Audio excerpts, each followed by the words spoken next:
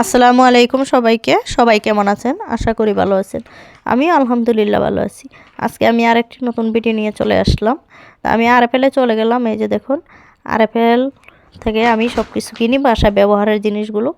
আর যেহেতু আমি পাড়া বাসা থেকে আমাদের নিজেদের ফ্ল্যাটে চলে আসছি, তো আমাদের ফ্ল্যাটটা এত বেশি বড় না, ছোট। সেজন্য আমার আগের শোকেসগুলো বিক্রি করে ফেলছি। শোকেসটা অনেক জিনিস বিক্রি করা হয়েছে, তো এখন ছোটোখাটো একটা শোকেস কিনবো। আর আমার সবগুলো কার্টন করে প্যাকেট করে রাখা হচ্ছে শোকেসের জিনিসগুলো। আর আমার এখন হঠাৎ করে কেউ আসলে আমি যে একটু ভালো কিছুর মধ্যে একটু নাস্তা দিব, সেটাও হচ্ছে না। কোন কার্টনের মধ্যে কী রেখেছি নিজেও জানি না। সেজন্য আমি একটু চলে আসলাম, হালকা পাতলা কিছু কিনে নিব ওখান থেকে। আর ছোটোখাটো একটা শোকেসও দেখবো, কারণ আমার রুম ফ্ল্যাট যেরকম সে অনুযায়ী আমি জিনিসগুলো কেনার চেষ্টা করতেছি।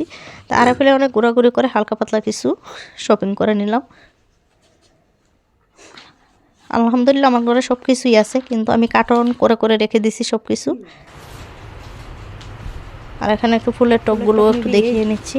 আর আমরা মেয়ে মানুষরা কিন্তু এত লোভী, আমরা কিন্তু শপিংয়ে গেলে যেটা কিনার, যেটা না প্রয়োজন, সেটাও কিন্তু আমরা কিনে ফেলি। আমাদের স্বভাব এত খারাপ। আমরা যদি 15-20 হাজার টাকা নিয়েও মার্কেটে যেতে, আমার মনে হয় 1 টাকা ফেরত আসবে না।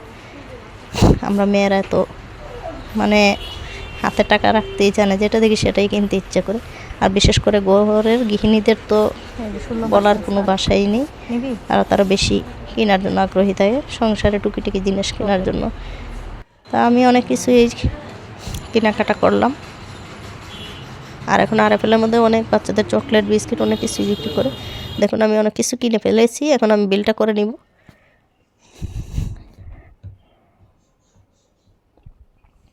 আমি ডাইনিং টেবিলে ব্যবহারের জিনিসগুলো কিনেছি।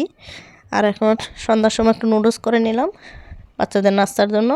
আজকের ভিডিওটা কেমন লাগলো অবশ্যই সবাই আমাকে কমেন্টে জানাবেন। আর যারা নতুন আছেন তারা অবশ্যই ভিডিওটা শেয়ার করে দিবেন। সবাই ভালো থাকুন।